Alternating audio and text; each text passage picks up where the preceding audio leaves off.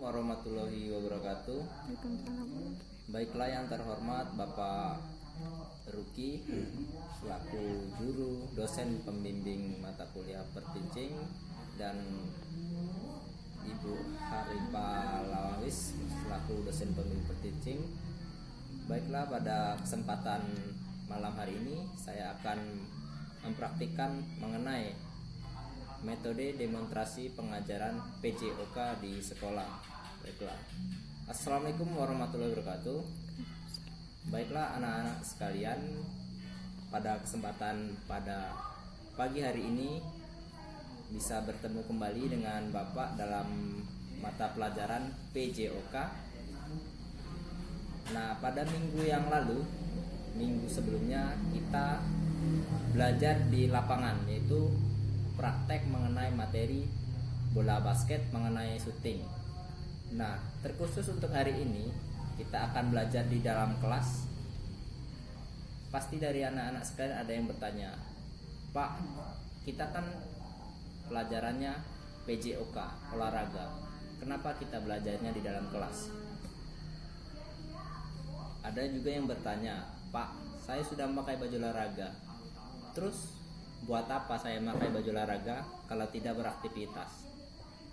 Nah, untuk menjawab pertanyaan dari Ananda sekalian mengenai PJOK atau yang anak-anak ketahui adalah olahraga, itu bukan mengenai belajar mengenai sepak bola, bola basket, bola voli, atau cuma lari-lari di lapangan saja.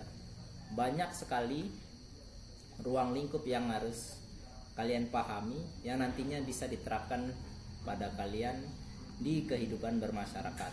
Salah satunya itu mengenai kesehatan.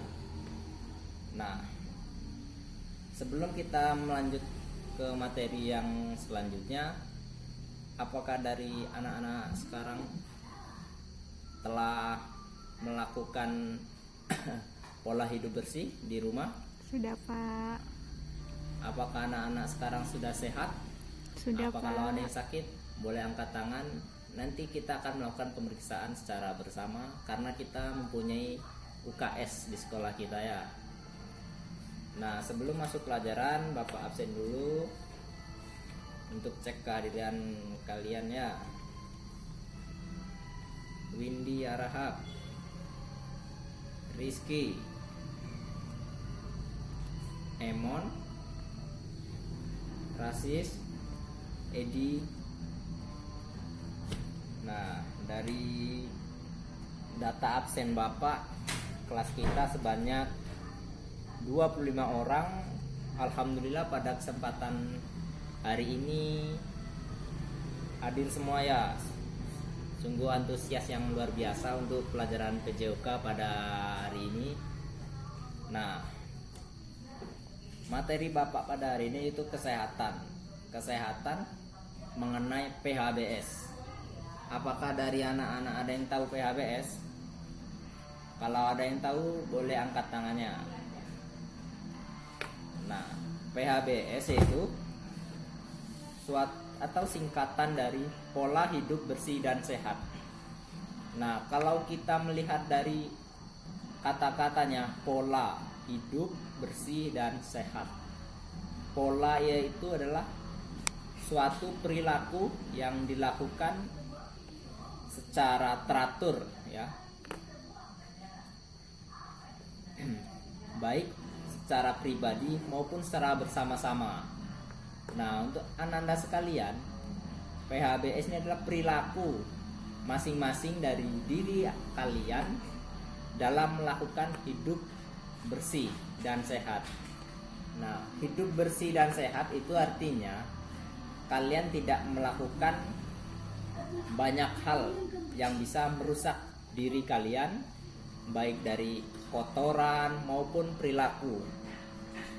Nah, di sini ya, hidup bersih dan sehat itu tidak cuma hal-hal yang terlihat, misalnya tangan kita kotor terus kita membersihkannya. Bukan mengenai itu saja, tapi banyak sekali ruang lingkupnya. Nah, untuk lebih jelasnya nanti Ananda sekalian bisa melihat PowerPoint ada cuplikan-cuplikan gambar dari materi Bapak.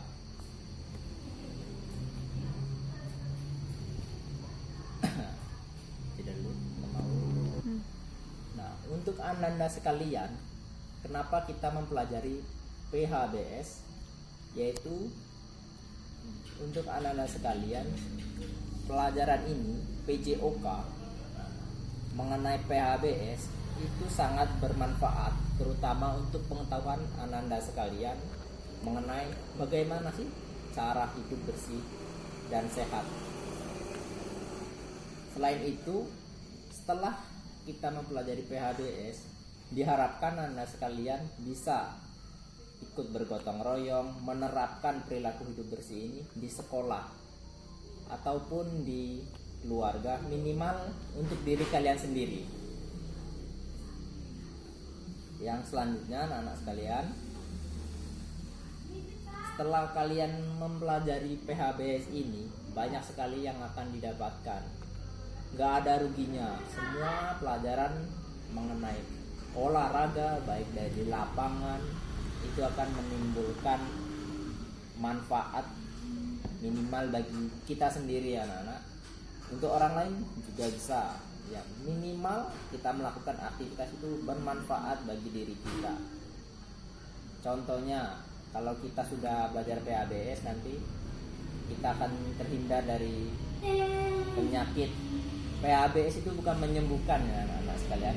Perlu digarisbawahi, PHBS itu pola hidup bersih untuk mencegah, bukan menyembuhkan. Kalau sudah masalah menyembuhkan, itu nanti urusannya kepada petugas medis, dokter, perawat, bidan. Nah, kalau kita di sini adalah bagian pencegahan. Yang selanjutnya, kalau Anda sekalian sehat, pastinya belajar itu mengeluarkan aura yang semangat, cerah dan ceria.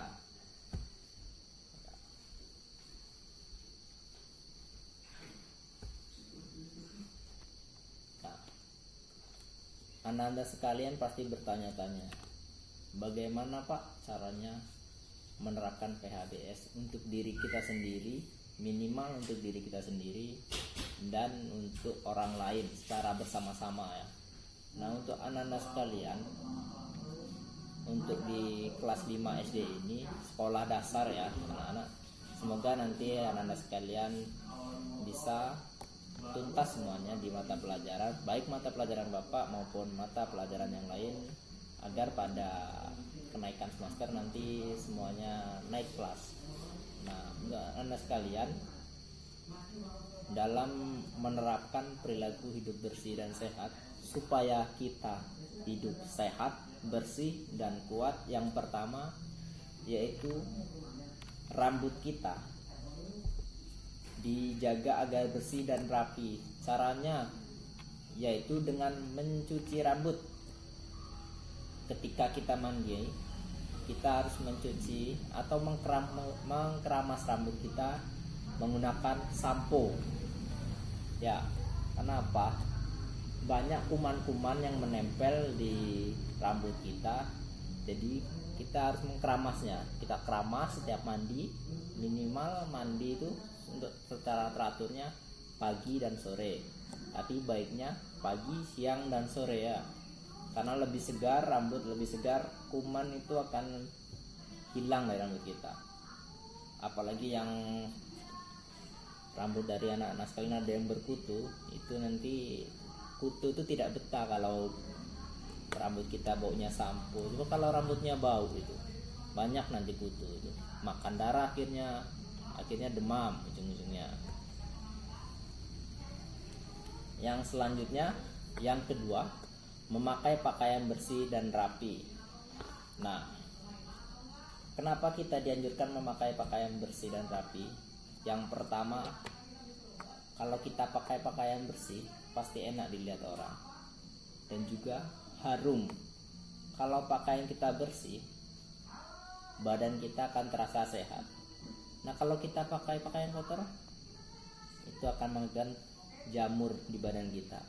Bayangkan anak-anak, kalau kita pakai pakaian, misalnya kalian sekarang pakai baju olahraga, tidak kalian cuci lalu besok kalian pakai lagi, nah itu akan menimbulkan jamur di badan, nanti tumbuh panu, kurap.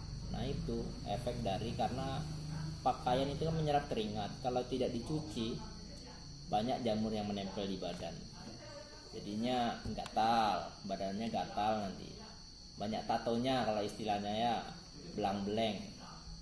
Nah yang selanjutnya, memelihara kuku agar selalu pendek dan bersih. Nah kuku anak-anak, kuku kita baik di jari maupun di bagian kaki harus selalu dipotong. Kenapa? Kalau kuku kita panjang, na'udzubillah min zalik, itu adalah rumah bagi para setan. Kenapa? Karena setan menyukai tempat-tempat yang kotor, anak-anak. Nah, kalau kuku kita panjang, banyak tanah yang masuk, atau cacing-cacing itu akan bersembunyi di balik kuku kita. Nah, makanya setiap kuku panjang harus selalu dibersihkan lalu dipotong supaya tangan kalian bersih. Ditambah lagi kalian makan itu menggunakan tangan, ya, itu harus kalian cuci secara teratur. Bayangkan kalau tangan kalian kotor, banyak tanahnya, kalian makan langsung, itu akan menimbulkan sakit pada diri kita. Yang selanjutnya, anak-anak sekalian, semoga anak-anak tidak mengantuk ya. Berolahraga teratur. Nah untuk anak-anak sekalian, kenapa Bapak menganjurkan olahraga secara teratur? Karena imun atau daya tahan tubuh anak-anak sekalian semuanya berbeda-beda. Kalau daya tahan tubuh kalian lemah, penyakit apa aja bisa masuk. Coba Pak, daya imunnya kuat, pastikan kuman-kuman itu susah masuk ke dalam tubuh kita. Karena apa? Walaupun sudah masuk, kita akan tetap kebal.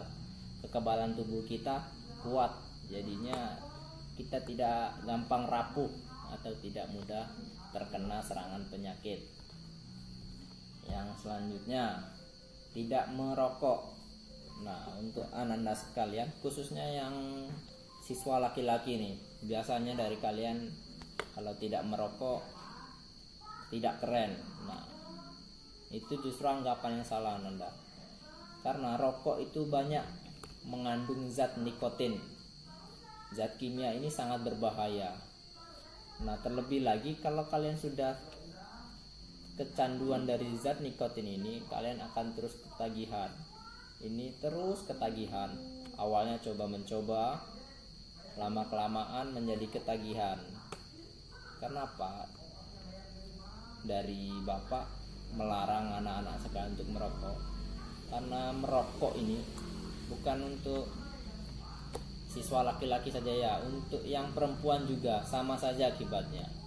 Nah untuk nikotin ini mengandung zat-zat yang berbahaya, sehingga nanti kalau kalian menghisapnya saja itu akan menyebabkan kanker pada tubuh kalian. Nah yang selain itu, paru-paru kalian akan tersumbat, akan menjadi hitam paru-parunya ya.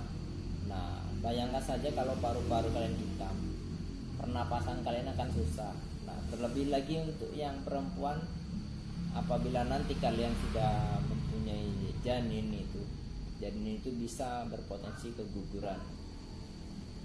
Nah, itu bayangkan saja yang merokok, ditambah lagi ada yang lebih berbahaya, yang tidak merokok apabila terkena asapnya itu lebih berbahaya daripada yang merokok. Nah berarti kita harus berhenti merokok. Kalau memang ingin merokok sebenarnya tidak boleh, tapi usahakan. Nah, kenapa? Karena asap itu akan dihirup oleh orang di sekitar kita, ditambah lagi ada anak bayi seperti itu. Pokoknya jangan merokok, atau merokok yang akan menghabisi. Berapa menit? Udah. Nah yang selanjutnya anak-anak sekalian, pada fenomena sekarang ini banyak sekali dari teman kita, teman Bapak, teman kalian juga banyak yang terkena DBD. Ini akibatnya apa? Dari jentik-jentik nyamuk itu. Kenapa? Nyamuk itu sangat berbahaya sebenarnya Anda sekalian, tapi kita sendiri. Kenapa Bapak bisa? Karena kita yang menghimbau nyamuk untuk kemari. Contohnya saja, kita tidak membersihkan tempat sampah, air banyak yang menampung. Itu bukan salah nyamuk, karena itu memang sarangnya nyamuk. Itu adalah salah kita. Salah kita karena tidak membersihkannya. Contohnya saja, pas bunga ada airnya, itu pasti nyamuk. Bak mandi kotor, banyak airnya, pasti ada nyamuk.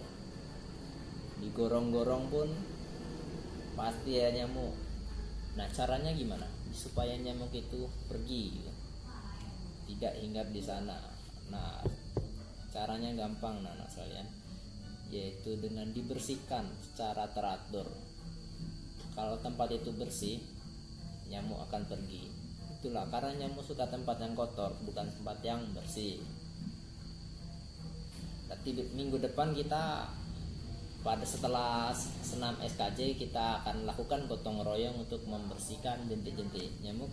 Jadi diharapkan untuk anak sekalian untuk bersiap-siap membawa alat gotong royong ya, alat kebersihan dibawa, jangan lupa. Nah, yang selanjutnya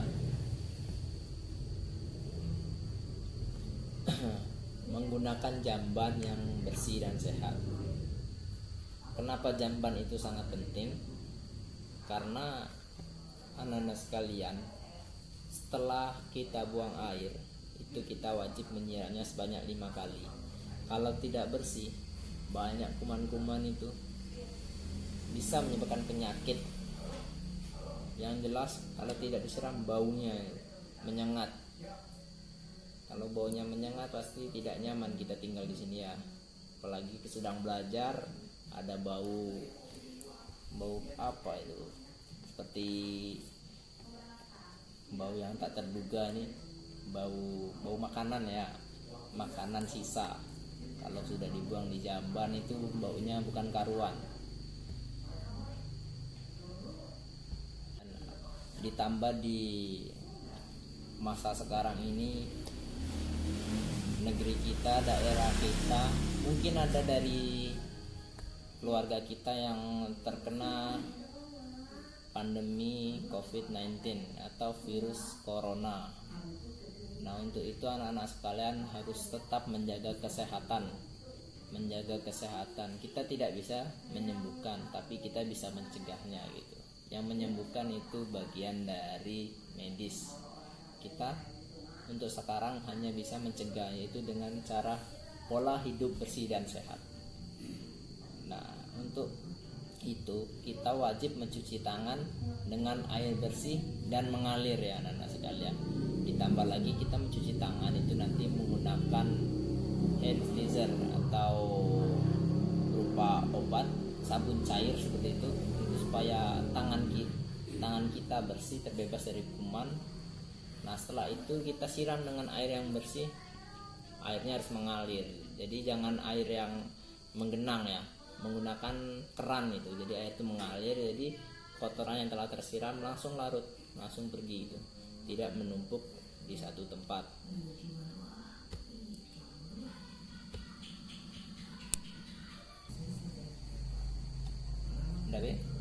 Nah, untuk anak-anak sekalian, yang terakhir ini yang harus kalian terapkan baik di sekolah maupun di rumah atau di masyarakat sekalipun, kalian harus menerapkan yang terakhir ini: membuang sampah ke tempat yang telah ditentukan.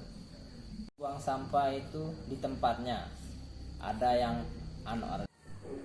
Nah, untuk anak-anak sekalian, yang terakhir yang harus kalian terapkan untuk diri sendiri minimal, dan untuk keluarga kalian, yaitu kalian harus membuang sampah pada tempatnya. Kenapa? Karena kuman itu bisa hinggap di mana saja. Contohnya, kalian kalau membuang sampah sembarangan tempat, pasti sampah tersebut atau akan dihinggapi kuman-kuman. Jadi untuk memudahkan para petugas kebersihan sekolah itu atau anak-anak sekalian nantinya dalam melakukan kebersihan, lakukanlah buang sampah pada tempatnya, yang anorganik di anorganik, yang organik di organik. Kenapa? Supaya pada saat pemilahan sampah itu tidak campur aduk, bisa pas itu pada tempatnya. Nah, untuk anak-anak sekalian,